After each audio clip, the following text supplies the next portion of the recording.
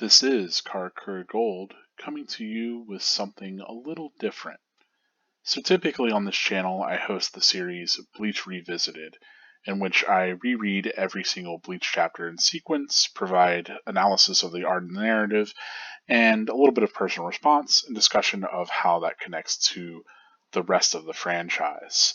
However, today I'm not going to be doing that. Today I'm going to be talking about the Bleach movie. And not any of the animated Bleach movies, but the Bleach live action movie that came out in 2018. So if you haven't seen this and you're curious about the movie, my quick review is that it's a pretty good live action adaptation. Go watch it if you're interested. If you want a little bit more than that, well, that's what I'm here for. That's the purpose of this video, right? So part of why I'm doing this is that in my Bleach Revisited series, we've already covered all the content that's going to be in this movie. So if you're curious how far the movie goes, it covers about the first 60 or so chapters of Bleach. If you've read the first 7 volumes of Bleach, then there shouldn't be anything in this movie that surprises you. For those of you who are curious about spoilers and things like that, that's all you need to know. If you're not interested in spoilers or having any of that spoiled for you, that's your warning that this will spoil those aspects of the first 7 volumes. But the way that I'm going to format this video is kind of similar to how I format my Bleach Revisited videos. So for one, it's going to be completely unscripted. God help me. For two, the other big thing is that I'm going to essentially have it separated into sections. So first, I'm going to just give a quick, instead of reading, I'm going to give a quick recap of the movie. I've taken screenshots of it as I just went back and watched it again. So I watched the movie whenever it first released in 2018. This is my first time going back and watching it again. And then after kind of recapping the movie pretty briefly, and going through these different screenshots to show you kind of what's going on so you can visualize it for those of you who haven't watched it or don't plan to watch it or just want to watch this review. The next section will be giving my thoughts on the movie, from casting decision to how I felt like the actual film was being used. So both the narrative and, while not the art, but the actual shots, the action, things like that, how that all got to work in the movie, and ultimately my response to the movie, so how I feel about it, both as adaptation and on its own as just its own movie. And then finally, I'll be talking about spoilers, kind of connections to Bleach, what might be the future for if another movie gets made by the same director, things like that. So let's hop into the Bleach movie. This is actually the title card, so I'll have to go back a couple of images to get back to the beginning of everything that I've got. But here's a recap of the Bleach movie. So I'll try to be quick with this, though bear in mind it will take a while. If you do just want to watch the movie, it's less than 2 hours. You can probably find it on Netflix still. At least in the West you can, in the Americas. But if you're looking online, you can probably find it online somewhere. Good luck. But yeah, so the movie actually opens up on Ichigo and Misaki, back whenever Misaki died. So they're walking in the rain. They talk there. He sees Grand Fisher. She's not really aware of what he's talking about. Ichigo rushes out to the spirit that is Grand Fisher's lure, and then Misaki collapses, protecting him. And then we get the intro sequence, which is pretty cool. Notably, this movie is directed by Shinsuke Sato, who's directed one of the later Death Note live action movies, but otherwise did the 2011 Gantz live action, did Inuyashuki. I can't remember how to say that off the top of my head, but also done by the Gantz author. And is going to actually direct the movie for My Hero Academia. So has quite a lot of experience directing live action versions of manga films. There's a couple other ones under his belt, like Library Wars, things like that. Anyway, we get a cool intro sequence. a few kind of like news footage events of what are assumably hollow attacks, but they're played on the news as being natural disasters. We get that cool title card, and then we get introduced to Karakura Town. We actually open up with the scene with the Ichigo fighting these punks. We get cool shots of Ichigo kicking all their asses. We get that little bit with Ichigo Kurosaki, all those different things about him, his special skill of seeing ghosts. And he does a number on these punks. It's pretty believable. Immediately sells Ichigo's character. Of course, he can see ghosts, right? Chad actually shows up here and stops one of the guys from attacking Ichigo while his back is turned. It's kind of neat. Chad, I think, is pretty well cast. I'll talk more about that later. Ichigo returns home. Ishin immediately puts him in a headlock. We get introduced to Ishin, as well as Yuzu and Karen, who in the movie are presented more like twins than they are as very differentiated from one another. We get Ishin thinking about Misaki. He still has, of course, the large shrine to her. Ichigo goes back to his room, is trying to cool off, and then we get to see Rukia. I think Rukia is another pretty well cast character in this film. I'll talk more about why I like her casting decision and generally that actress's performance whenever I give the review for this. But of course, Rukia is trying to figure out where the hollow is going to be, and she's actually looking for. She sensed that, or rather, she's actually here to hunt the hollow Grand Fisher. But as it turns out, well, she does a conso, of course. And then after doing the conso, yeah, she pulls up her device. She's obviously it's a little bit more magically oriented than what we originally got in the series, which was just like a pager or a phone or something. But she has this device. She's trying to find Grand Fisher, but instead finds Fishbone. She puts Ichigo under the binding spell. Ichigo breaks it. She's surprised. Ichigo runs downstairs. Everybody's still there. Fishbone D grabs Yuzu. Both Ishin and Karen get knocked aside. Ichigo confronts Fishbone D with a baseball bat. It goes about as well as you'd think. Rukia intervenes. She gets wrecked. She almost gets a Sero fired at her. Ichigo manages to save her, or well, rather, keep her from being injured for a little bit. She proposes her whole deal to Ichigo to give him his powers. Ichigo overhears Yuzu still being hurt.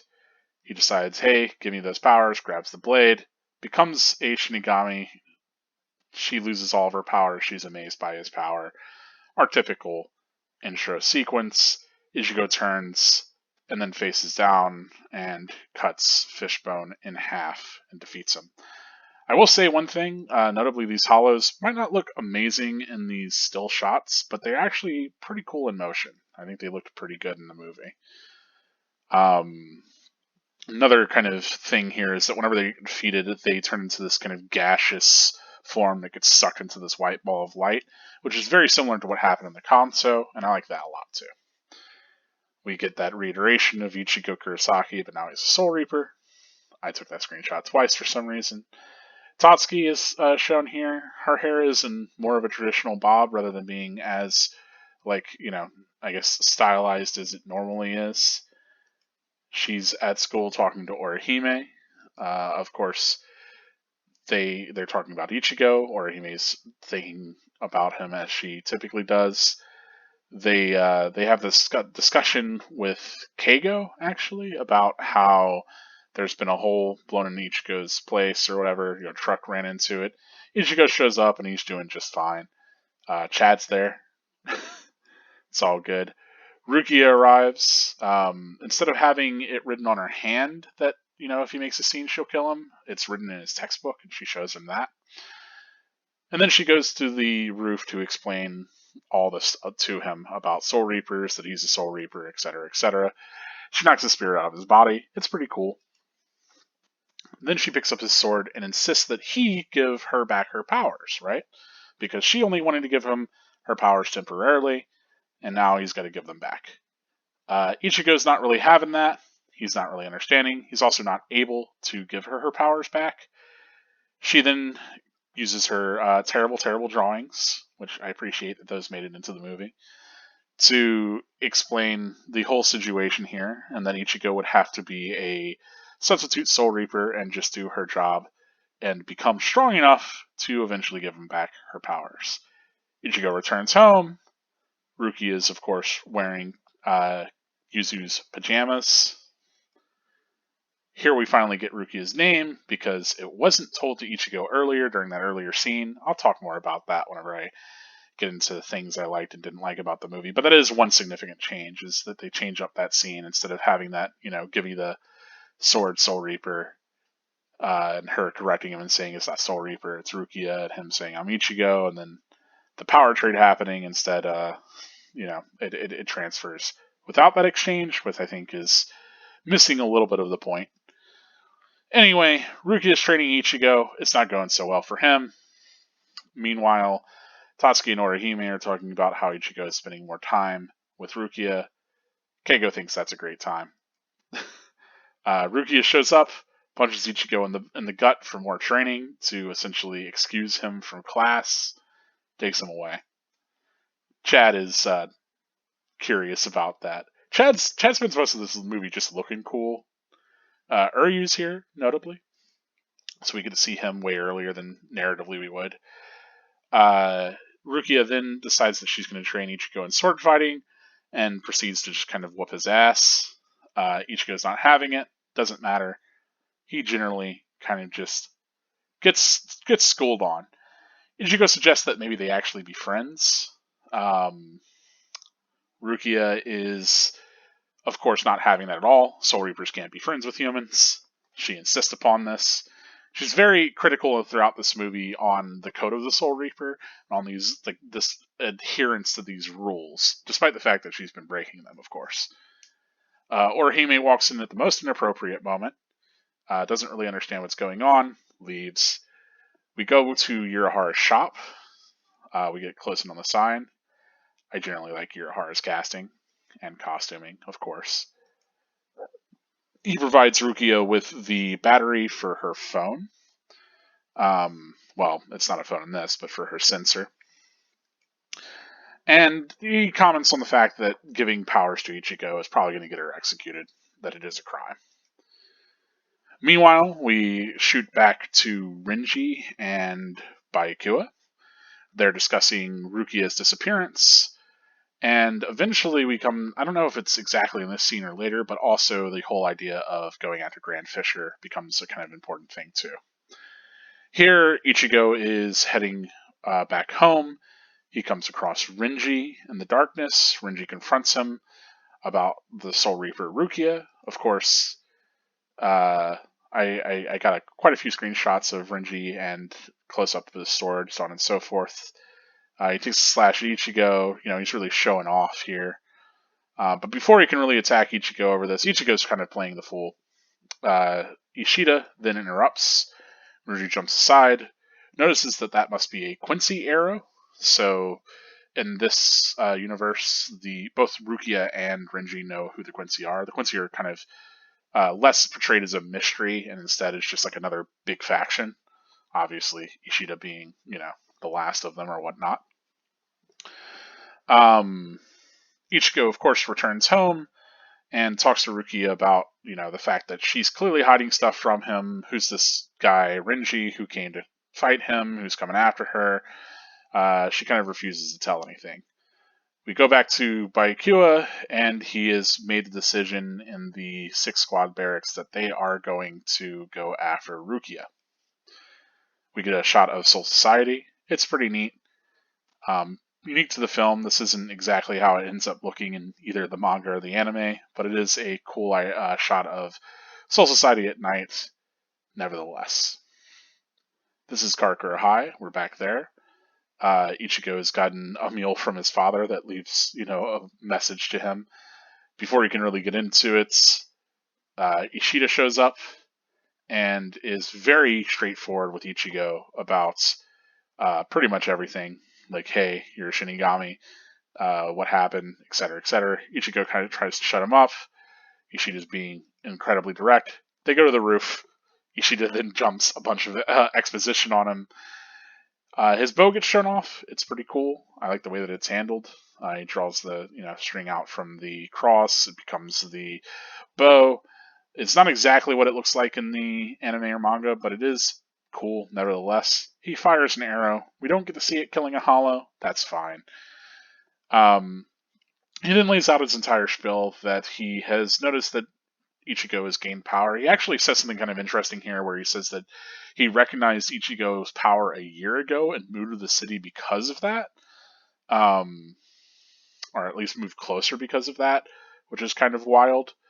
But otherwise, basically he decides that because Ichigo's a Soul Reaper, he wants to fight him. He wants to prove himself as better.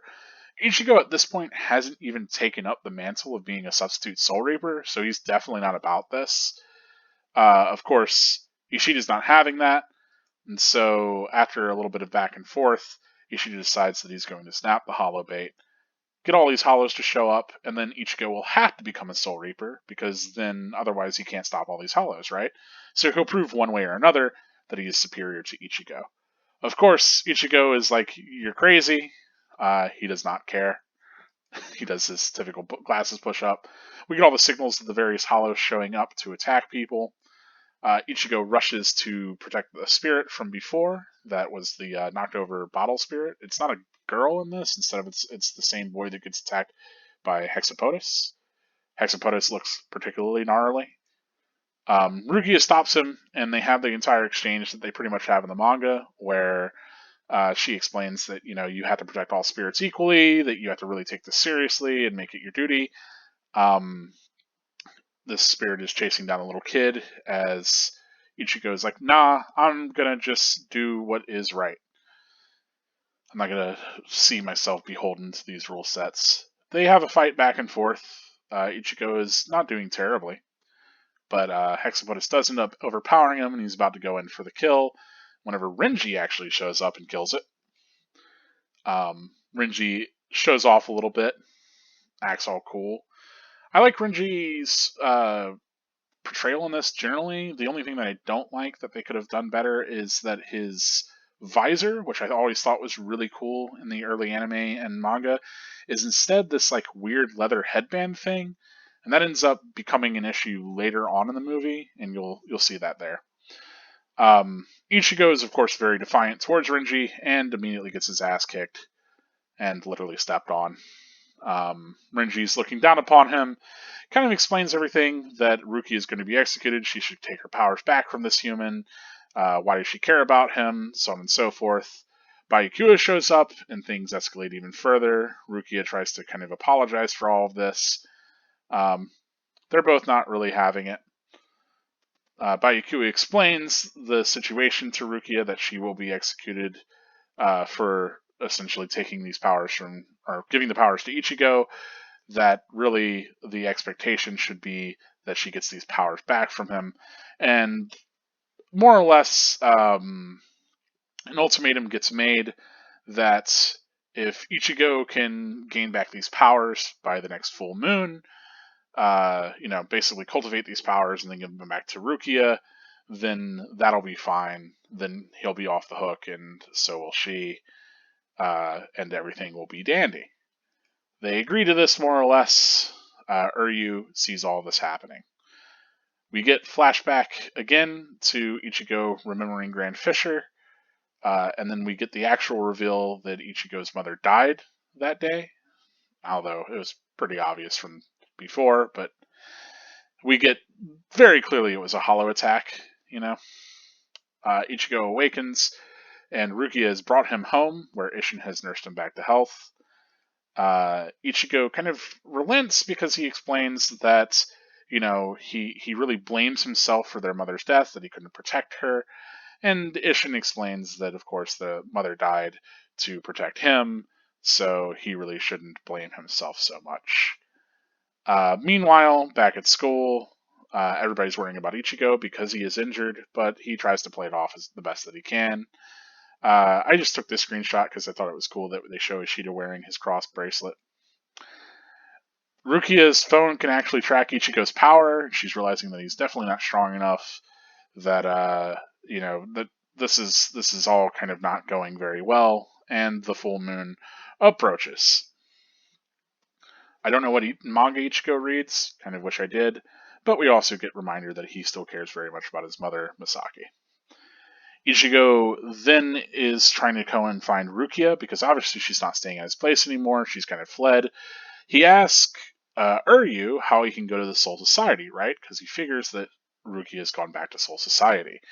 They have a little bit of an exchange, and basically Uryu explains that he can go to Kisuke's place because Kisuke has been banished from Soul Society.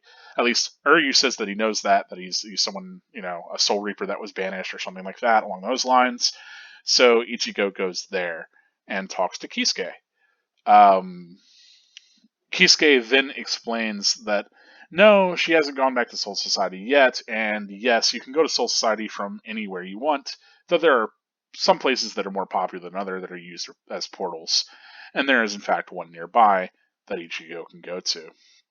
Meanwhile, we go exactly there, where, of course, Ruki is looking very penitent and kind of begging the others that they don't kind of involve Ichigo in this matter, more or less. Ichigo, of course, shows up. Byakuya is looking great. And Ichigo expresses, like, hey, look, what if, because you're all here to fight Grand Fisher, right? And I'm essentially just going to be bait for Grand Fisher anyway. I'll just defeat Grand Fisher, prove that I'm powerful enough, and then give Rukia back her powers. All good. We take care of everything that we need. So I'll be the one to doing the big hollow that everybody's been worrying about this entire film.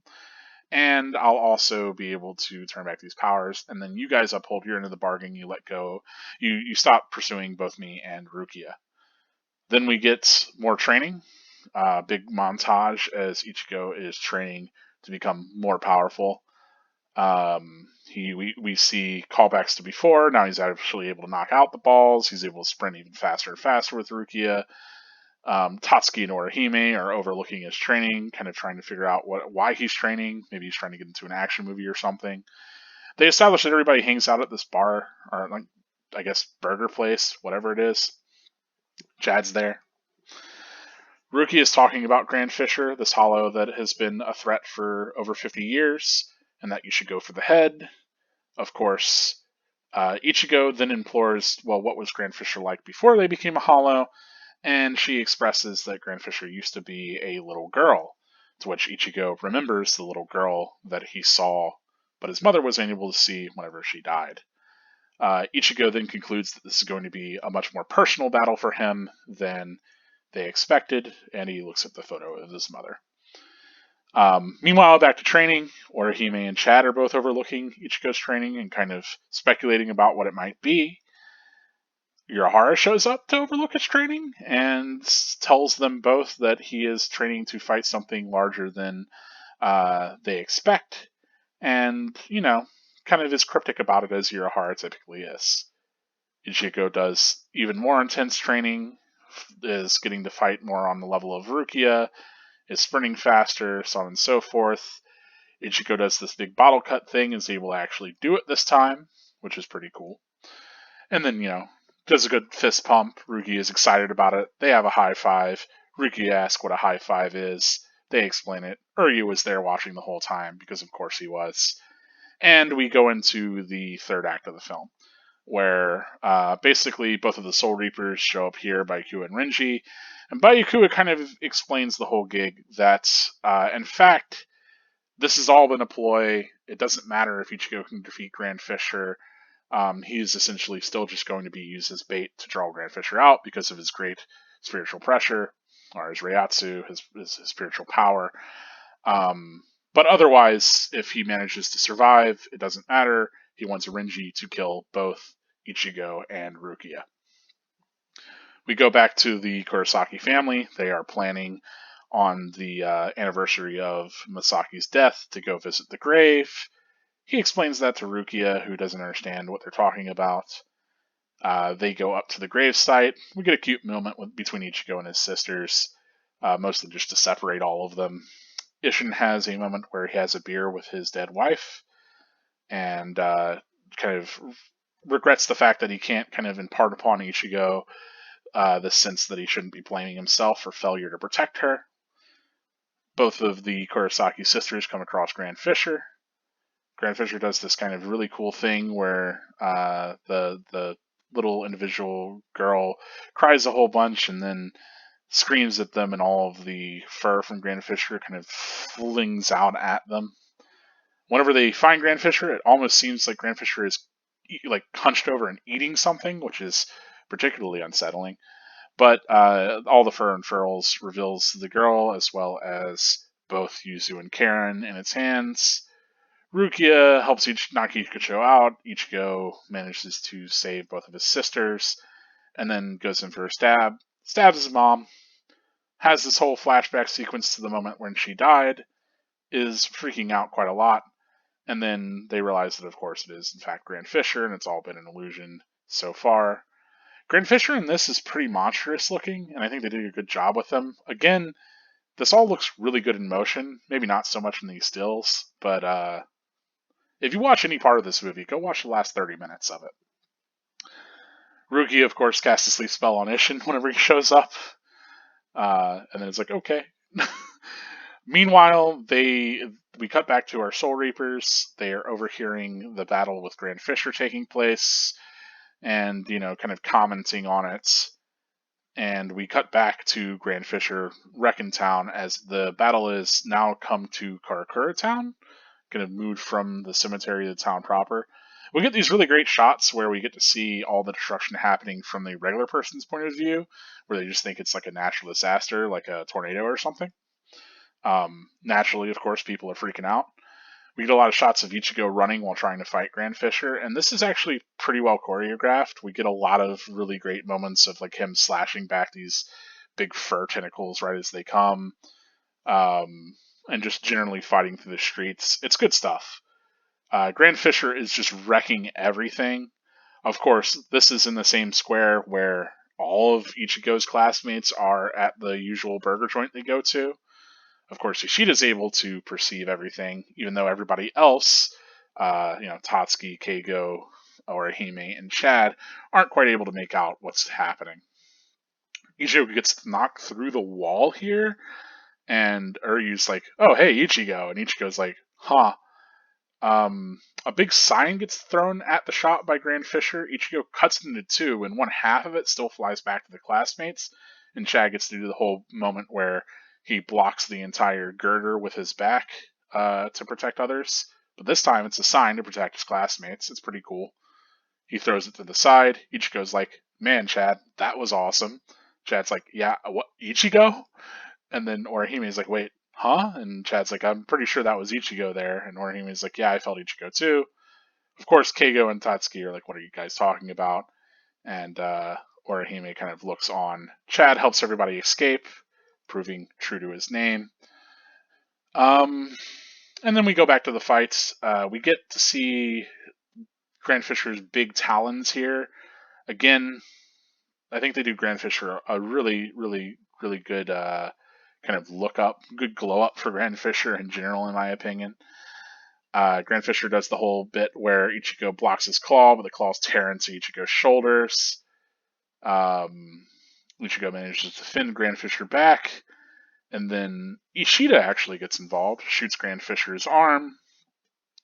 We get some cool little flips and attacks. Rukia notices that it is a Quincy, of course, and we get a couple shots from Ishida that I tried to capture here as he fires off his bow. Ichigo and Ishida team up, because of course, if Grand Fisher kills Ichigo, then Ishida will not get to prove that he is better than Ichigo, and so they have to pair up as rivals to defeat this Hollow. And so they do that. Grand Fisher's not having any of it. He rears up. We get to see his hollow hole. It's pretty cool. Ichigo, for some reason, jumps inside of a bus. That is immediately a mistake, as Grand Fisher picks it up and grabs Ichigo by all of his limbs. The bus is getting throttled through the air. Rukia tells Uryu to aim for its forehead, even though, as a Quincy, he should probably know that. He takes the shot. It hits Grand Fisher in the eye, so it's not quite on mark. Grand Fisher rips the bus in half, but Ichigo flies up on one part of it and comes down with an attack to Grand Fisher's head, kills it. It fades away, but Ichigo gets knocked aside. They all have a great moment where they're like, "Hey, we beat the Hollow." Ichigo's like, "Yeah, I'm great." Ruki is like, "Yeah, you're great." Ryu's like, "Yeah, you're great." And Renji stabs Ryu through the chest.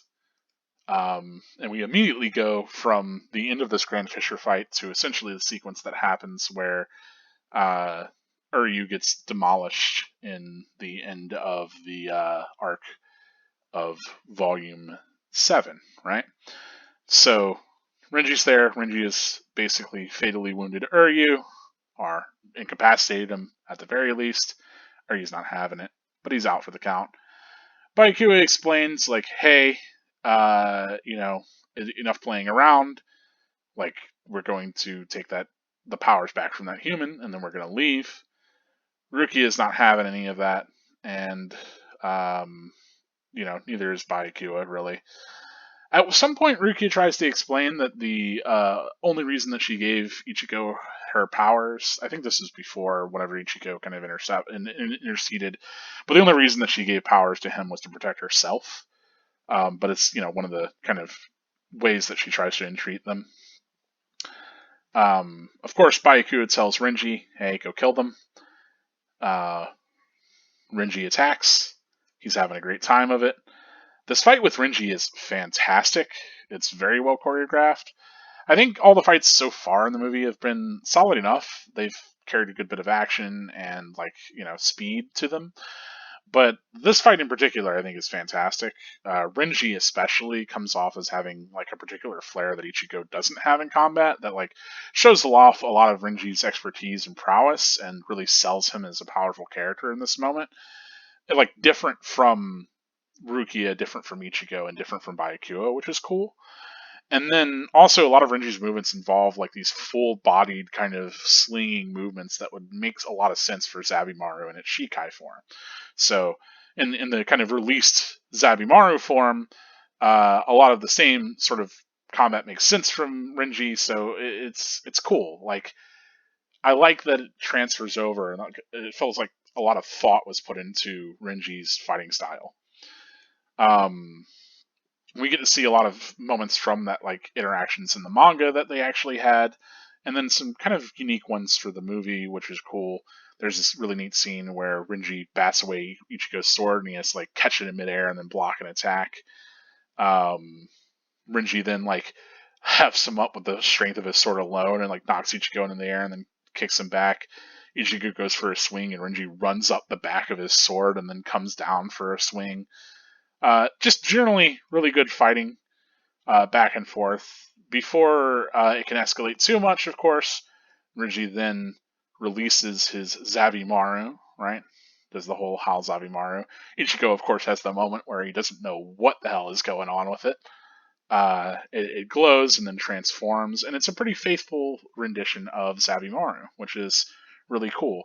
Not just in how it looks here whenever it's all together, but also as a chain sword, which is unfortunately pretty hard to capture in screenshots, but I tried to get a couple of action shots here. Just trust me that the action in this moment is fantastic and does a great job with Renji Shikai.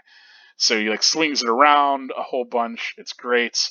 Ichigo's having a really hard time defending himself. He's trying to jump over it. He's trying to run away as it gets brought down at him. Renji's having a great time just slicing things up. Catches Ichigo with it, throws him overhead into this big pile of rubble. Then, does a little cool pose. Decides to grab a car with it, flings the car at Ichigo. Everything explodes. And then he's like, "Hey, Rukia, killed your boyfriend." Of course, he's like, "Now I'm going to be taking you back." And there's a bit of hesitation as, of course, Ichigo gets up from the flames and has that really cool moment where he's like, "All right, this is getting good," right? Where you expected that Ichigo was actually defeated, but he gets back up and has that surge of power. He takes this fighting stance. And then as Renji swings his sword forward, Ichigo manages to he doesn't bat it away, but he like knocks it forward and runs with it all the way up towards Renji, and then he knocks Renji back like several feet. This is the moment that I think that if they had the headgear appropriate on Renji, this would have been much better, because this is essentially the moment that Ichigo scores that critical hit on Renji that turns the tide in Ichigo's favor, right? So if you remember in the manga, he gives him this big hit to the forehead. But instead, what's happened here is Renji gets knocked back, and then he looks down and notices that his blade has in fact been cut into two, which is pretty significant as far as Bleach goes. There's not a lot of times whenever someone's blade literally gets cut in half like that. If anything, this is the time whenever Ichigo's blade gets snapped, right? Anyway, obviously Renji's not able to continue the battle, so Byakuya decides to step in. And of course, does the whole thing where he blocks Ichigo's sword with two fingers. I was really hoping that he would snap it here, but he does not. Instead, he talks a big game, and he throws Ichigo's words back at him right here, where whenever Ichigo was fighting Renji, he was like, "You're slow," and sure enough, here he's like, "You're slow," which is big own. He wrecks Ichigo pretty quickly, knocks him to the floor, sheaths his sword. Of course, Ichigo is not even aware of what happened. It happened so fast. But Ichigo gets back up and decides to come for another attack. There's this really cool moment where Ichigo swings his sword very fast, and Byakuya just stops it with the tip of his sword, and then shoots his sword to the ground, stabs Ichigo again, sheaths his sword, Ichigo falls, that sort of thing. And as he's continuing to walk off, of course, he turns as Ichigo gets up yet another time. Ichigo is now, at this point, literally dragging his sword across the floor. Byakuya decides it's time to get serious, and gives Ichigo this really great moment where he just gives him this cut across the body. Blood flies up from him. It's pretty visceral. Byakuya turns, sheaths his sword yet again, and we get this shot, of course, Ichigo kind of reaching towards his sword. Byakuya is pretty much done at this point. Ichigo grabs him by the leg. Byakuya is ready to chop his hand off. Looks down upon him, kind of insults him as the scum that he is, like a cockroach, right? And before he can do that, of course, Rukia runs over and kicks Ichigo away, insults him, gives him the whole business about, how dare you touch Byakuya's robe, you shouldn't, what do you think, you can protect me, all that stuff. Kind of does this, a very similar speech to what she gives, but not quite the same. You definitely get the sense that, like in the manga or the anime, that she's putting on a front here for Ichigo, right? That like she and is really kind of leaning heavily into like the Soul Reapers and humans can't be friends. You only deluded yourself by being my friend, kind of thing. Don't come after me, or else there'll be consequences. All of that. Just like stay here and die, that sort of thing. She apologizes to Byakuya, and then she does this bit where she brings Ichigo's sword back over to him, forces him to stab her through the heart, takes her powers back from him, and then leaves to go to Soul Society. Next day, Ichigo wakes up. He is back at his home, comes downstairs to breakfast with his family, goes back to school. No one remembers Rukia, except for maybe Ichigo, as he looks into his book. And sure enough, there is the notebook message that she wrote him at the beginning of the movie, where she said, "Hey, make a scene and you're dead." And Ichigo has a smile.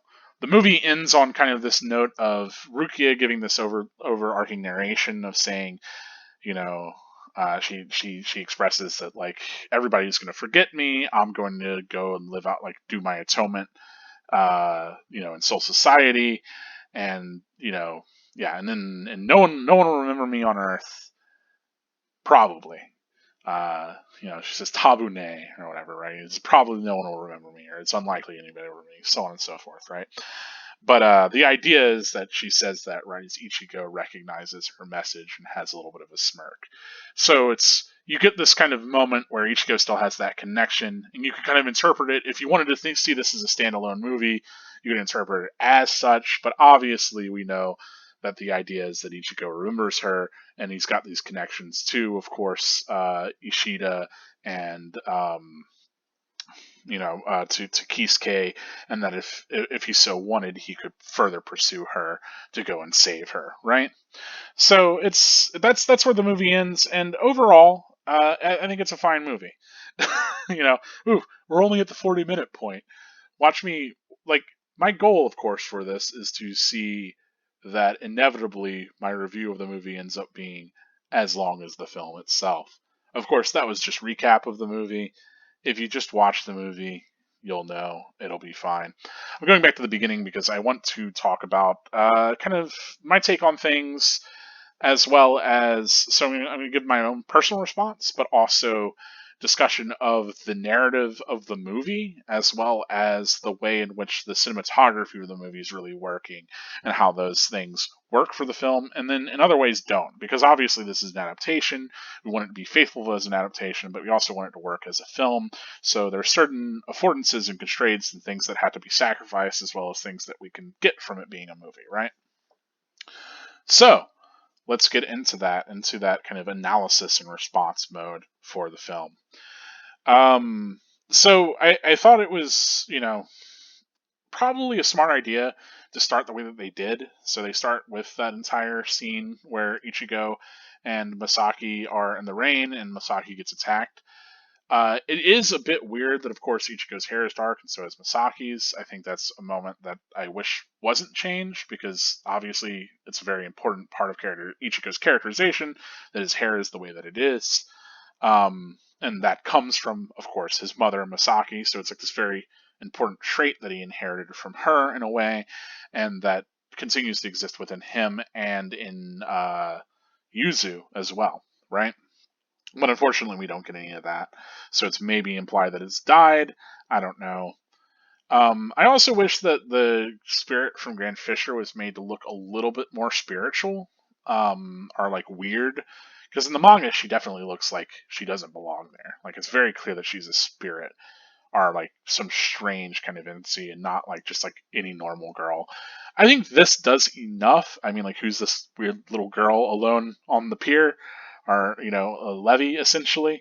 Uh, eh, it's okay. It's different. I can't complain too much about it. This scene ultimately plays out, I think, effectively. I really like this opening title sequence, though. We get a lot of these urban shots, and like we get them filtered through the like kind of blades of the Zanpakuto. I think that's just really cool. It really sets up pretty effective sort of imagery and evokes a lot of what Bleach is kind of about, at least in these early chapters, that urban setting set against these sort of supernatural battles. So I'm all for it. I think that the opening kind of sequence is really cool. I like all the kind of highlights of this as being like natural disasters. That's something you get a lot more in the anime than you do in the manga. It shows up a little bit in the manga, but it's one of the aspects of Bleach that I really like, is this dichotomy between this whole hidden world and all these supernatural battles that are happening that normal people have to interpret as they do, right? So the whole allure of the spirit world, or this hidden world within our world, right? This whole world that exists. And the movie tries to kind of capture that pretty well. And I think effectively sort of does that, of presenting the idea of this larger world than what we understand, of this hidden world of Quincy and Shinigami and Hollows and of a soul society and all of that. I think the logo is cool. It's not the typical Bleach logo, but it works. I think it's a solid title card. Anyway, same thing goes for Karakura. Like, I don't know that Karakura really has any landmarks that I was expecting anyway. So just selling it as like your typical Japanese city, like urban sort of life, this works for me. Props out to these thugs. I think they did a great job just being generic movie thugs. Ichigo really kicks them around. I like a lot of the casting in this movie for different reasons, but I think they all kind of nail the characters really, really, really well. Ichigo comes across as being kind of charismatic and punk and cool. Not exactly the shot that I would choose here to freeze frame him on, but hey, that's fine. This is one of the things I noted that didn't really work for me in the manga, is this opening kind of text of like Ichigo Kurosaki, orange hair, brown eyes, high school student, you know, And then later on, aka Soul Reaper, right? Special skill, can see ghosts, all that. And the manga doesn't have quite the pacing I wish it did. And the anime, I think it kind of works a little well. In the movie, I think it works pretty well. Um, Probably better than it does in the other two iterations, to be honest. But I don't know. It's a visual thing that I noticed on my reread of the manga, and maybe it reads better in the manga if you're just reading the manga naturally. But reading it aloud like I did for the reread, not so much. Anyway, this scene I think it's pretty effective. I like that. I think the first act for this movie, and whenever I talk about acts in the film, usually I'm rendering it down into like 30-minute segments. That's typically how long an act is. But usually a film is throughout, like, has the structure of being at least 3 acts. Sometimes they'll be different. For most movies are 3 acts. Most movies follow a pretty similar structure, and this movie is no different from that. Um, so this first act is all set up, right? It's establishing stakes, it's establishing the world, it's building everything for us to move forward with, right?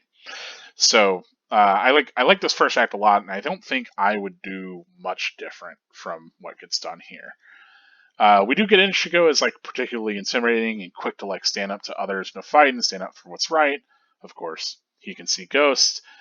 Um, I don't think I pictured it, but the ghost here is actually the little kid that gets attacked by Hexapodus, rather than being the little girl that gets killed by Fishbone. That doesn't happen in the movie because, of course, you want to reduce as much as you can. I'm fine with that change.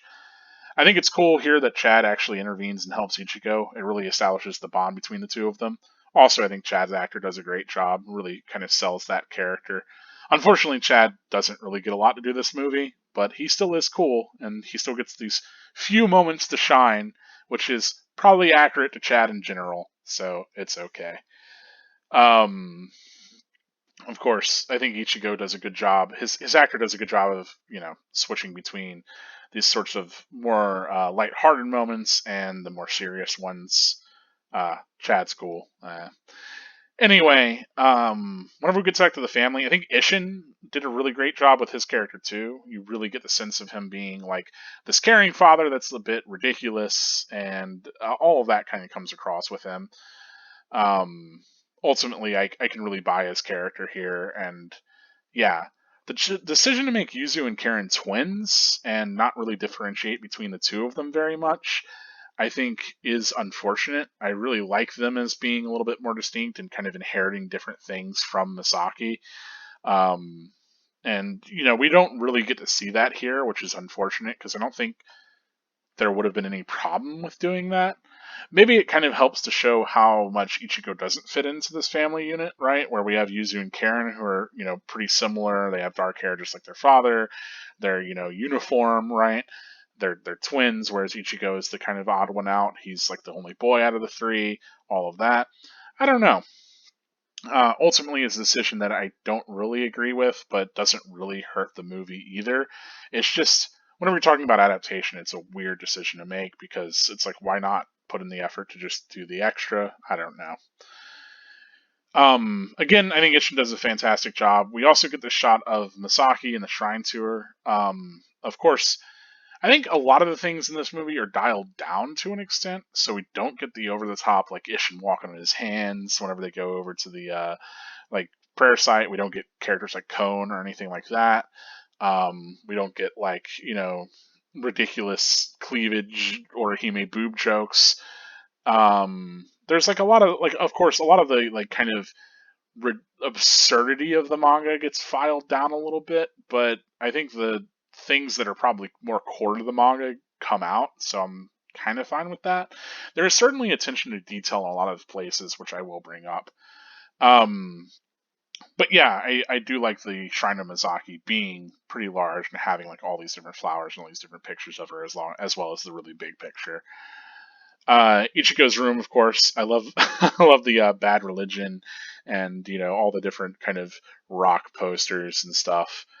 Um, like I said before, I think Rukia's casting is pretty well. It's weird that they didn't get her hair right, which I assume that they just went with like maybe something that's more evocative for her character rather than being exactly the hair she got. I froze this frame, not just because I think it's great that they actually did this console with the businessman who hung himself, as he's got here all of these power cords around his neck, but then also I think it's great that all of the Zanpakuto are actually fantastic. They got really good models for all of them. From what I heard, Kubo actually helped them out with this movie and oversaw a little bit of it to make sure that some details were gotten right. So props to the props department for making sure that all the Zanpakuto were pretty accurate to the manga. Of course, we get this Kanso here. I wanted to say, and I mentioned this whenever I was talking about the recap, but the way that both the hollows and the Kanso go, they have the same effect of them kind of getting purified, which I think is fantastic and something that I wish was more prevalent in the manga and the anime early on to really tie that concept of, both of them. Sure, they're defeated in different ways as the Zanpakuto, but the ultimate result is the same, like this sin being sent to the Soul Society. The change to the pager to this weird magical thing, I think it's fine. It doesn't really bother me that much. It helps visually link it to the tech that Soul Society is using later, so I'm okay with it. I do like Soul Society being like this weird, like a narco tech rather than magical technology, but it's fine. It doesn't bother me too much. The binding spell used on Ichigo here is pretty cool, but it actually ends up being more understated than it does in either the manga or especially the anime. He does get bound and he falls over, but then he quickly gets up and breaks it and runs, and then Ruki is like, "What?" Uh, it's about that quick. So I wish that scene was maybe given a little bit more time to breathe. Same thing with Ichi going down and not seeing his family immediately all murked, but instead being there whenever it happens. I like the scene as it originally was. I don't think it needed to be changed either, but it does add a little bit more like less I guess a little bit more fright to that and like the Hollow's power to knock through that wall rather than it being like what's going on and then him having to rush out to it. I just wish that the original kind of framing of everything was kept. That's one thing that I will say about the movie is in general it kind of tries to present things the way a movie would rather than the way that the manga would, which is a fine decision to make because obviously if you're going to direct things like a movie, you want them to look good as a film. But that said, I wish we would have gotten a few more like pretty iconic kind of visual moments from the manga. Um, if you want to see a movie that does this really well, look up the 20th Century Boys movie. It's actually three different movies. Those like recreate some of the moments from the manga, like shot for shot. It's ridiculous, but really good movies, really good manga. Highly recommend it. That's a Naoki Urasawa one, I believe. Anyway, neither here nor there. What it is to say is that I wish, like, for instance, here, I wish we got the same scene of seeing Fishbone D through the wall, like, holding Karen, but we didn't. Uh, that's just the way, or not Karen, Yuzu.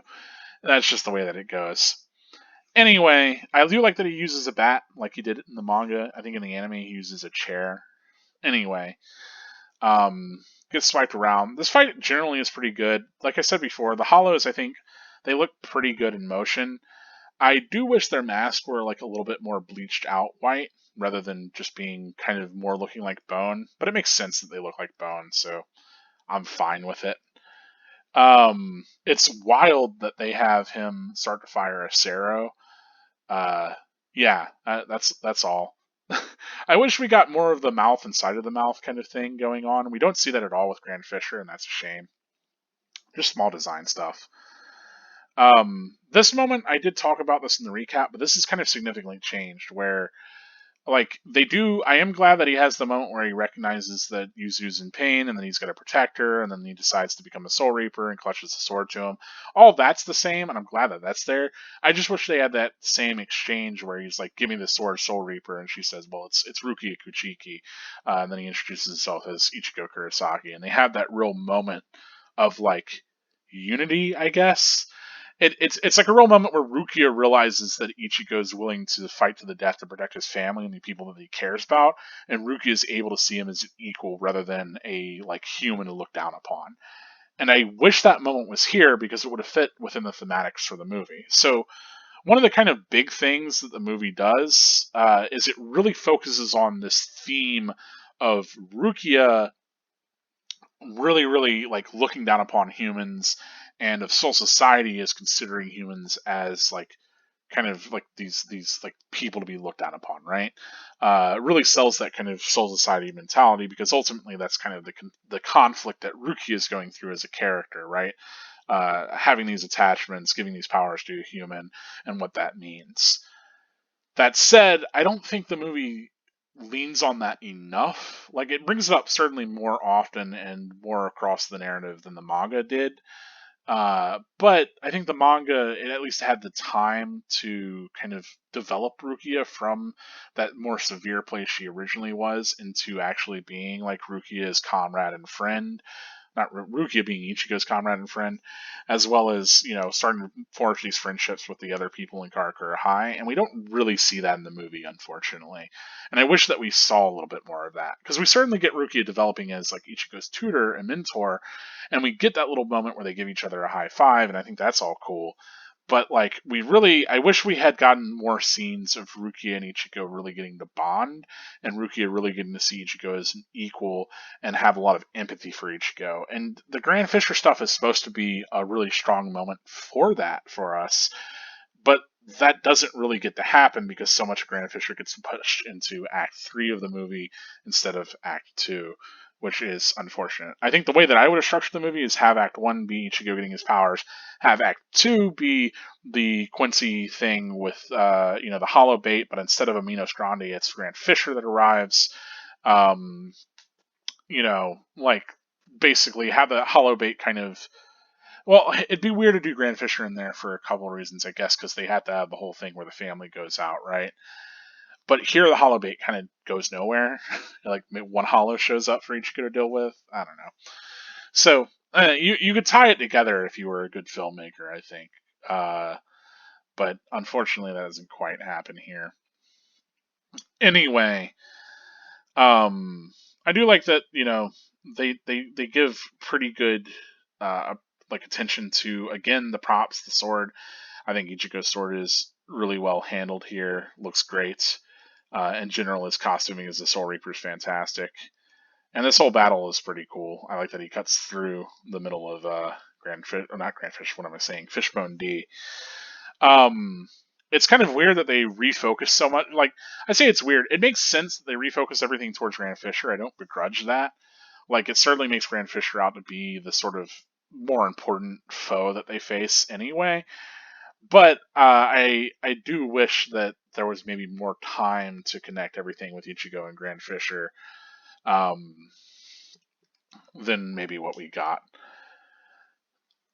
As far as character portrayals, I think Tatsuki and Orihime, like, even if they don't look identical to their characters, I think that they both do a very good job of acting as those characters.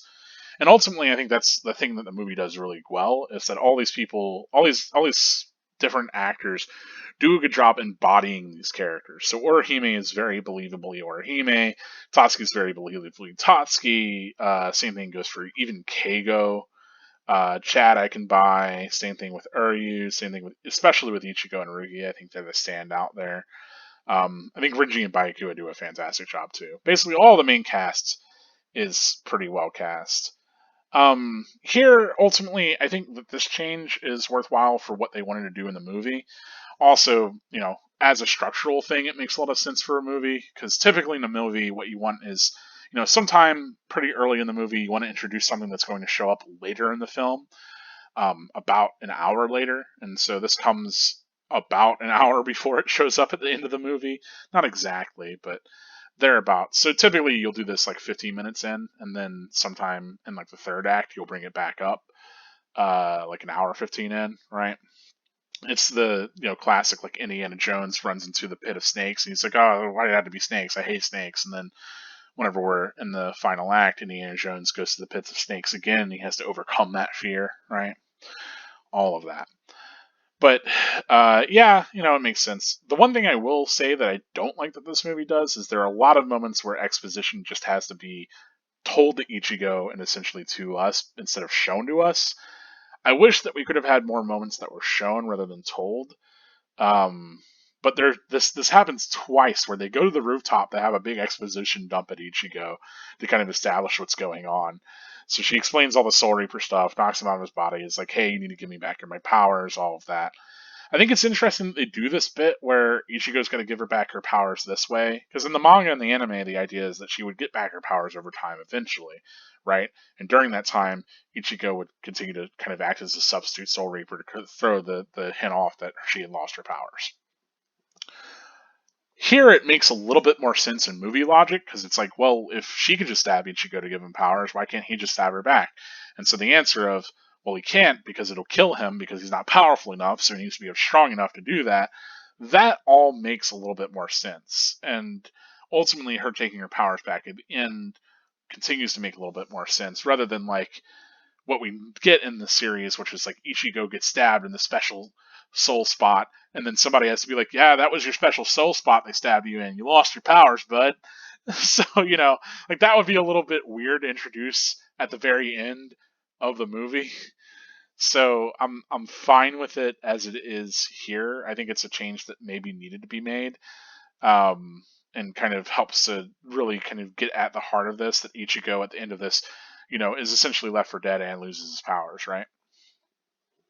So it's fine that we get there, um, but it is kind of a weird change otherwise if you consider it. I love some of Ichigo's expressions in this are fantastic. I like that we of course got all of her crummy drawings. It's good stuff. Um, as far as small detail being gotten right, I really like that he has the 15 placard on his door. I think that's fantastic, like little stuff. Also, if you can ever tell what manga Ichigo has, please let me know. I do believe this manga down here, this does look kind of like Bleach, the way that the spines look, but I don't know about all these other series. So, let me know if you can recognize any of them for sure. I'll try to stop on some of the other panels.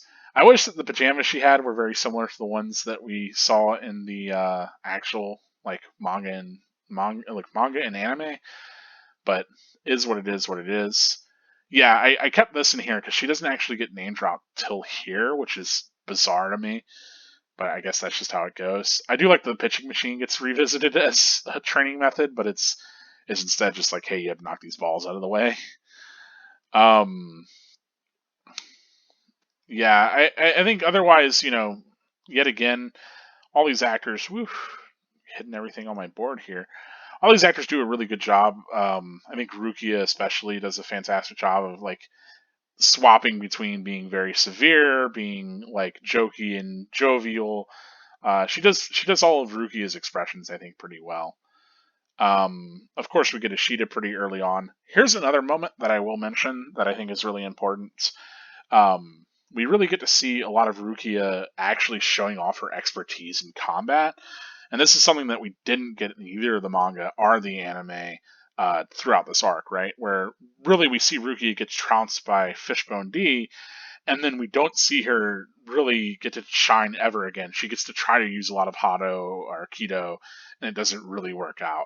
And it's like, okay, well, how useful was Rukia anyway as a Soul Reaper? Especially whenever we start to see these other Soul Reapers and see how strong they are, it's like, well, how did Rukia even lose to Fishbone D, right? And so a lot of the times, like people will often criticize that, like, oh, Rukia shouldn't have lost to that, like that nothing hollow. I think the important things are one, recognizing maybe Fishbone D is stronger than just being a nothing hollow. Two, Rukia really lost that fight because she was trying to protect Ichigo rather than just kill the hollow. And three, she had to lose for narrative reasons anyway. Like she wasn't using her full power, etc., etc., etc. Whatever way you want to interpret it as. I never read that as Rukia actually taking a straight, like, actual serious fight. I always read it as like, well, she lost because she was protecting Ichigo because she was jumping in the way for an attack that was meant for him, and that was the only way that she could save him.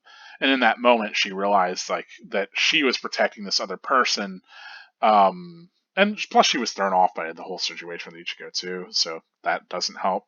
But like in her saving Ichigo, she like that's what kind of helped her realize that like maybe well also because he looked like that man, but he looks like a certain someone that's important to her that she couldn't save before. But Also, Rukia kind of jumping in to save him really kind of helps her understand where Ichigo's coming from, where he wants to be able to protect and save people. So I like that kind of dichotomy of that scene and her kind of having to trust him and give him this power to save her. It's fine. That said, whenever we got all those training sequences with Rukia and Ichigo, they could have done more of these moments where she's really training him in swordplay and showing how powerful and skilled she is. If not physically powerful, at the very least, how talented she is in the skill of sword fighting. And so the movie gives a lot of that, and I think that's fantastic. It really sells Rukia as this character that Ichigo can learn a lot from, and over the course of the movie, he becomes more and more capable to eventually fight as her peer, which I love. Um, I also like that her fighting style is like a lot different from Renji's. That she like tries to find these openings and then exploit them, and she's not as aggressive. It's really good stuff. Like here, like Ichigo runs at her, she just steps aside. Whenever he comes again, she comes and gives him like this like one stroke through. It's really good. Like again, the fight choreography in the movie, I can't sell enough. I think it's really easy to get used to like the really shaky cam or fights where like things cut away really quickly and don't really sell you the impact of the hits that well. This movie doesn't do any of that. I think the fight choreography really works for what it is. So I will, if you're interested in just at least a bunch of cool fights, this movie's got them. More so in the first act and the third act than in the middle, where not a lot happens. But hey, it is what it is. Anyway, we do get that reiteration of them not being able to be friends, and again that thematic of like them being from different worlds and Rukia really not seeing Ichigo as like a peer. We get, I you know, I wish that we would see a little bit more of her coming around and a little bit more of that connection from her, but it is what it is. I do like the Urahara shop. I think it's fantastic. I think Urahara was really well cast in this too. He does a fantastic job of playing the character of Urahara. Um, and essentially fulfills his role pretty well. We get the skull in the back of this phone. It's neat. Thought it was cool that she got the battery. All in all, your horror in his shop works for me. I also like the casting for both Renji and Byakuya. Kind of coming in here, I like the way that Renji always sort of has this swagger to him. His sword is pretty accurately displayed as well, and all of that kind of works for me. What is weird is that, of course, this gets interrupted by uh, Ishida, and then he notes that it's a Quincy. So that kind of mystery of who the Quincy are gets dropped entirely, which I think is fine. The problem I have is that then we lose the entire arc of Ichigo really connecting with Uryu and sort of demystifying this entire grudge that Uryu has versus the Soul Reapers. At the very least, Ichigo being able to like speak across that as they discover it, and Rukia and Renji, not really knowing what the case is.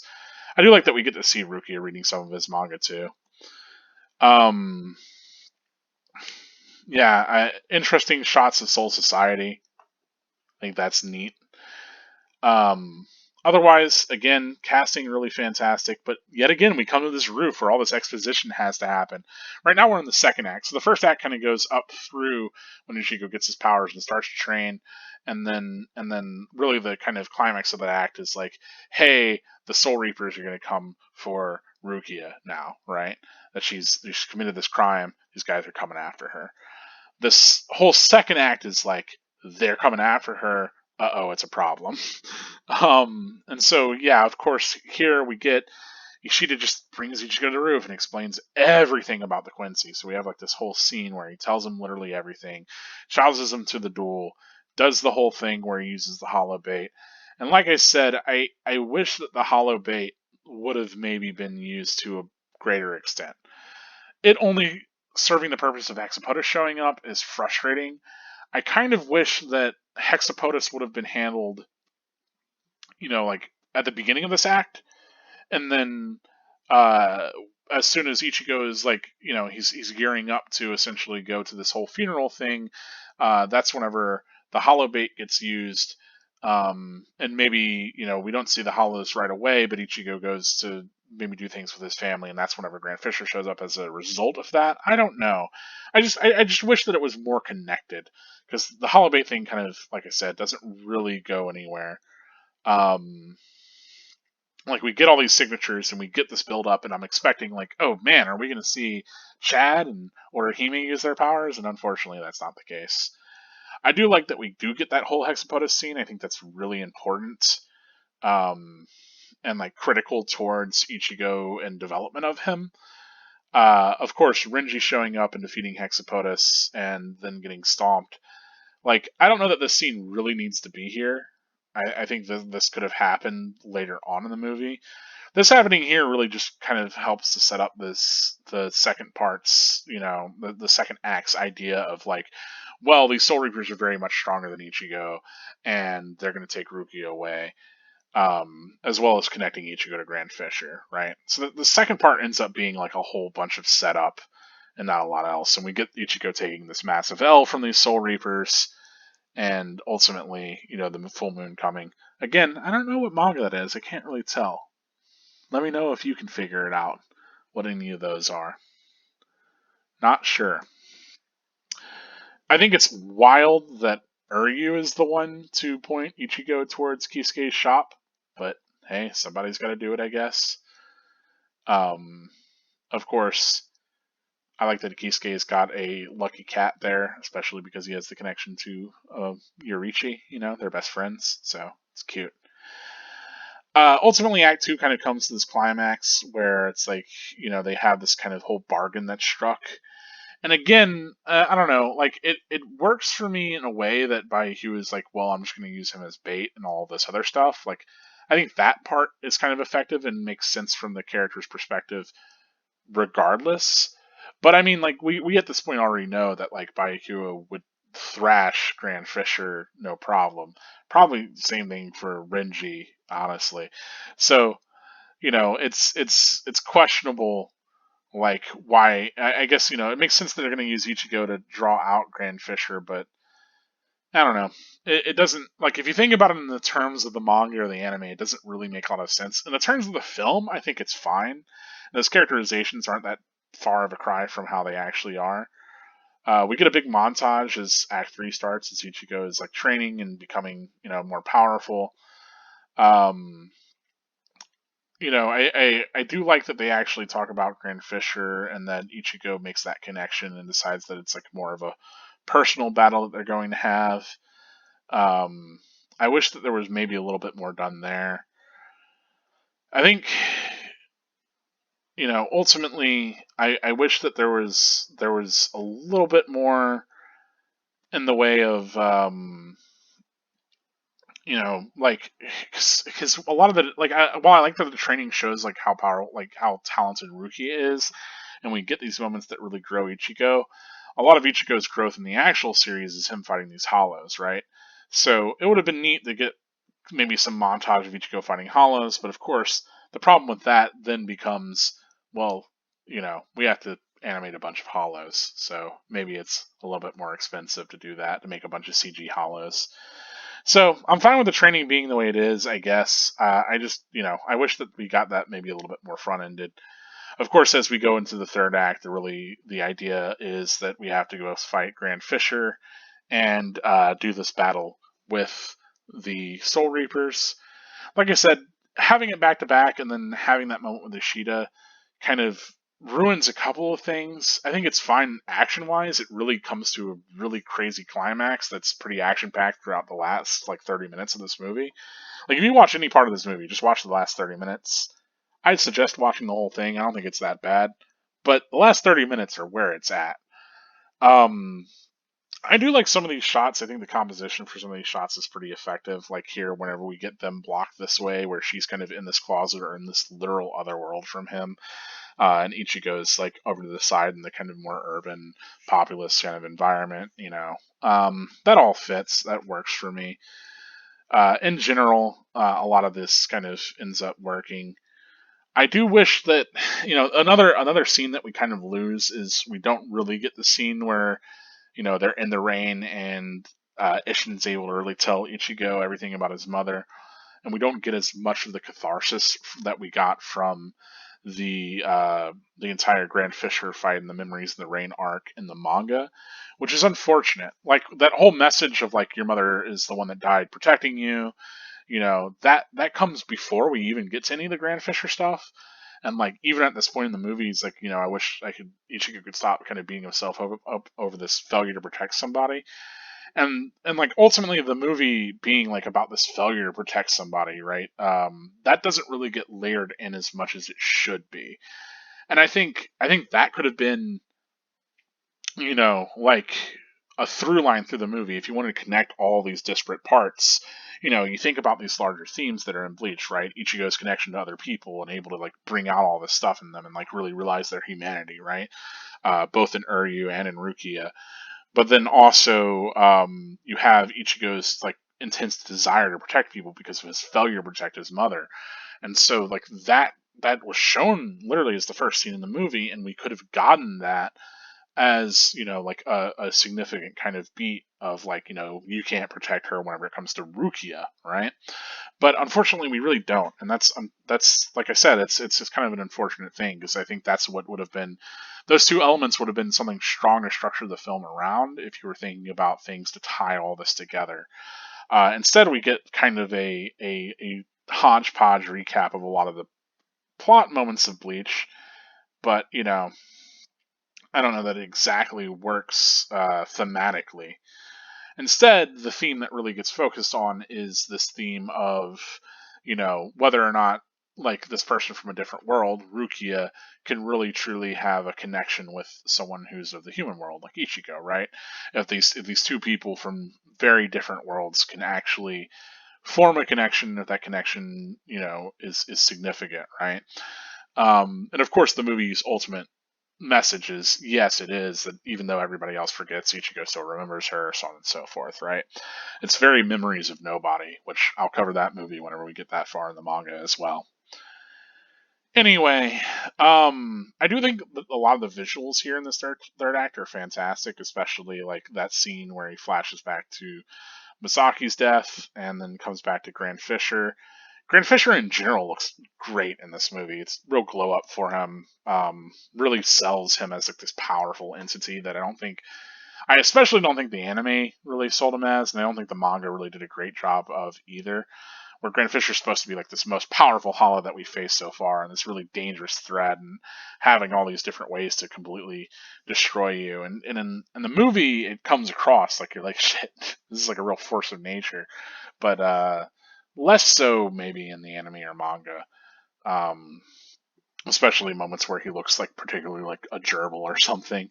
Like his size doesn't always come across. Whereas in the movie, you always get the sense of Grand Fisher as being this kind of massive sort of entity. Like, yeah, he can be smaller, he can kind of rear up and grow real huge. I do love the choreography of this last bit too, of Ichigo kind of running through the streets and fighting. I think all of that really works. Ultimately, we do get a couple of kind of strong moments. I do like that we get that moment from Chad. It's unfortunate that Orihime really doesn't do much throughout this entire film. I wish that she had gotten a little bit more to do. And like Grand Fisher, I think makes for a pretty strong kind of antagonist here at the end. I like that Ichigo and Uryu have to team up against him. I just wish that their team up was more informed by Ichigo actually winning Uryu over, rather than Uryu just kind of observing all these different spots and seeing Ichigo's actions and maybe coming to this conclusion.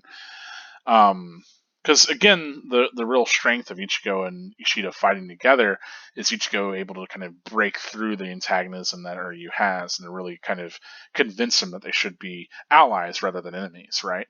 That if they're both here to fight Hollows, and if it was really his grandfather's wish to fight Hollows, right, alongside Soul Reapers, they should fight alongside each other. I think that's great stuff. Like Ichigo really being able to speak towards Uryu and kind of help him mature in that way, and that's not present in the movie, and that's a shame. Um, I mean, the team up they do is pretty cool, and it does make sense. Like, hey, we have to team up against this bigger, badder bad. And I mean, like in the logic of the movie, it's fine. It's just that I think the manga got it so well that I wish that more of that was here. And ultimately, I think that's what the movie kind of lacks, is that a lot of those really big character payoff moments we don't get, and it makes sense because we don't have as much time to spend with those characters and really develop them. I will say that ultimately, like, all the stuff with Renji and Rukia and Byakuya and Rukia, I think all that stuff's fantastic. Really, pretty much all the Soul Reaper stuff I think comes across pretty well. Um, I will say that I wish that perhaps we had gotten like a different outcome from all of this, because the idea of like leaving Ichigo powerless and to die, I think, is ultimately where you need this scene to end. I would have been fine with if it was Urahara who then shows up as the rain starts to come down. That's another thing, is like visual motif wise, this movie does a decent job of having those like scenes at night early on, and it does have the full moon be like a plot element, and it has these sort of urban scenes and having this kind of supernatural stuff happening in an urban environment. So it captures a good bit of that. They even have some of those telephone poles or power lines. Great stuff. A plus. That said, I wish the movie had more of the visual sort of thematic stuff that Bleach does. I wish that we would have gotten the rain coming down at the end of the fight with Grand Fisher.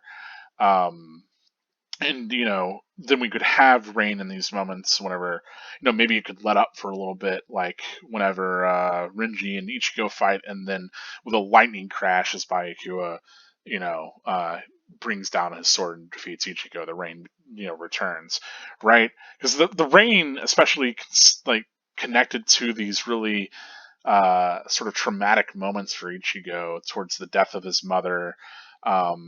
Then also, while he does defeat Grand Fisher, it's still like this massive kind of beating that he takes, and he's not able to really kill it. Whereas here, he kills Grand Fisher. Obviously, that's pretty significantly different, right? And then the rain comes down then, and then finally, whenever he's unable to protect Rukia, it's raining as well. And so I wish that visual element of the rain got used, but unfortunately it doesn't. And I think that, like, really, again, if you would have just focused on the theme of like Ichigo's inability to protect people, right? Um, and the rain being tied into that, right? Like his inability to protect his mother, and it rained, and then his inability to defeat Grand Fisher, and it rains, and then his inability to protect Rukia, and it rains, and then that moment of like, you're the one that stopped the rain, right? That like ultimately his willpower to push through and get all of his powers back that he does with your heart at the end of volume 7. We could have had a little bit more, like, if there was just shifted a little bit towards having that as like the sort of conclusion, as this build up of like, but now Ichigo's going to come back stronger, and he's going to fight forward, and he's going to the now he has the power to protect now through all of this, and it was only through this connection to Rukia. I think that would have maybe more thematically fit what we originally got from this arc. So in a lot of ways, I feel like while this does a fantastic job of presenting these characters and presenting like their like techniques and their weapons and the like the different outcomes of Bleach, and really condensing a lot of this, because trust it's really hard to condense what happens over the course of you know several hundred pages of manga into a 2-hour film. It's like an hour and 50 minutes after credits. Are to condense essentially what is tons of anime into this short experience. Like, this is essentially just the length of like 5 episodes of anime, right? So maybe closer to even 4. So like, what are you gonna do? What, like, really, at how much can you do, and what do you keep, and what do you get rid of? And I think this does a good job of really negotiating what should be kept and what should be gotten rid of. I just think where it misses the mark is, again, those character moments and those payoffs and the kind of larger thematic stuff that's happening. Ultimately, this sort of difference between Soul Society and these Soul Reapers and humans, and Ichigo really insisting upon this personal connection in the face of all of that, and finding the strength to stand up against it, and really rebelling against this society. I think that comes across fine enough. I just wish that we would have gotten maybe more of it. Certainly, like the idea of like I think the execution stuff doesn't come across as well. You know, they're like, oh well, Rukia will pay out her sentence or whatever. I wish that we got a little bit more of how brutal it was that, of course, Byakuya is Rukia's brother, but he's insisting upon her execution because that's what the rules are, right? And that a Soul Reaper doesn't go against the Soul Society's rules because they are absolute, and that he will do his duty, all of that. That he's this arbiter of the law, first and foremost, before even he is a brother. And then, like, you know, in contrast to Ichigo, who literally would die for his sisters, right? That like that bond that he has to his family and to others is all that's important to him. I think that could have been brought out more too. So there's the stuff is there because I mean it's a Bleach adaptation. Otherwise, if it wasn't there at all, you know, you would have a really hard time with it. But I don't know. As cool as the movie is, and as good as it does a lot of this stuff, like I said, I think it really misses the mark on those other kind of moments. Um, yeah, and you know, it's a shame. That's about all I had to say. I mean, like I'm kind of done talking about these scenes. I do think these final scenes are fantastic as far as you know what they confirm within the movie. I do think it is you know like it's hard for this arc to have a good ending for Ichigo is the problem. And I think that's really the thing that you have to navigate and negotiate. And so, you know, the ending that they came to of, well, you know, let's let Ichigo be the one that remembers Rukia and then maybe there's some way for him to build up his powers. Like having it end the way that it does, I think is an interesting ending. You know, I think it's not as uplifting or hopeful as maybe it could be. Um, like I said, it reminds me of the first actual animated Bleach movie, Memories of Nobody, a little bit, but more on that, I guess, when we get to Memories of Nobody, because it's been a while since I've seen that too. I haven't seen that since it came out, which oh boy, that's over 10 years ago. Um, anyway, yeah, so you know, I think that like as much as I will dog on the movie for maybe not doing these kind of more satisfying narrative things, as far as just like a visual experience and getting to experience all this rendered in live action format, I think it does a great job of that. I think it's fantastic for that.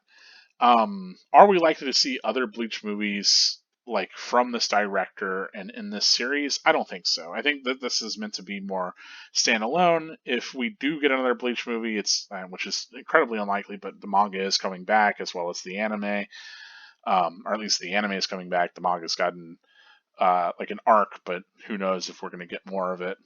There's no official announcement, but I'm sure Kubo would love to write more of it. So like Bleach as an intellectual property is certainly still around.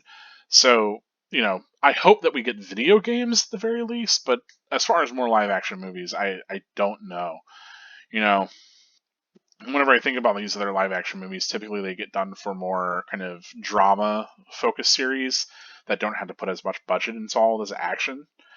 The character action in this is fantastic, though. So, like, I'd be all about getting more of that from this director for sure, especially from the next arcs to come. I think this director, more than this arc, would handle the other arcs probably better, although there are even more characters to balance and even more plot threads that might have to be dropped.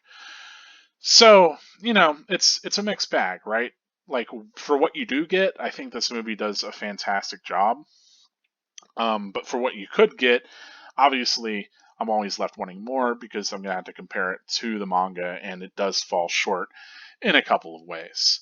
So, now that I've kind of gone through all of that, you know, I will talk about, I guess, some spoiler moments. So if you're not interested in spoilers, if you haven't read past this part in the manga, so on and so forth, I will talk about some like weird grievances that I have.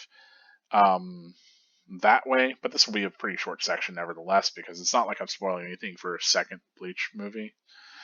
Anyway, one it's like really weird that and a lot of reasons why I don't think that there's going to be another movie is one, they kill Grant Fisher, which is Grant Fisher comes back.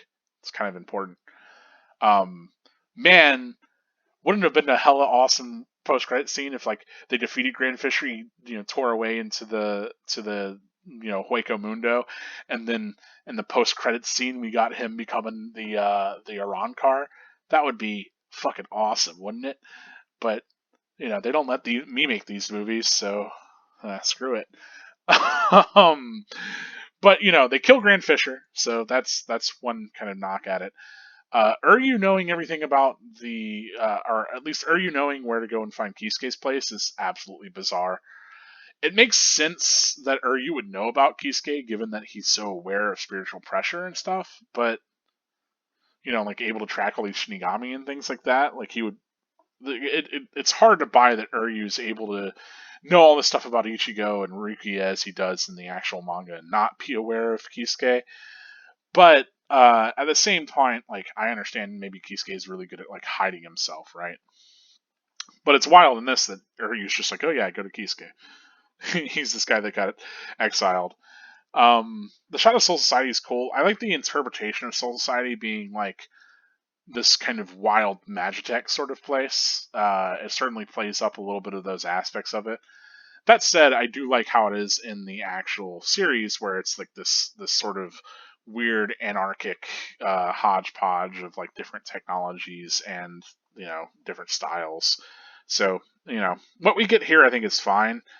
We don't see a lot of it, but I think it's evocative enough. Um, yeah, I ultimately the other I think big things are Renji's sword getting broken. I think is hilarious.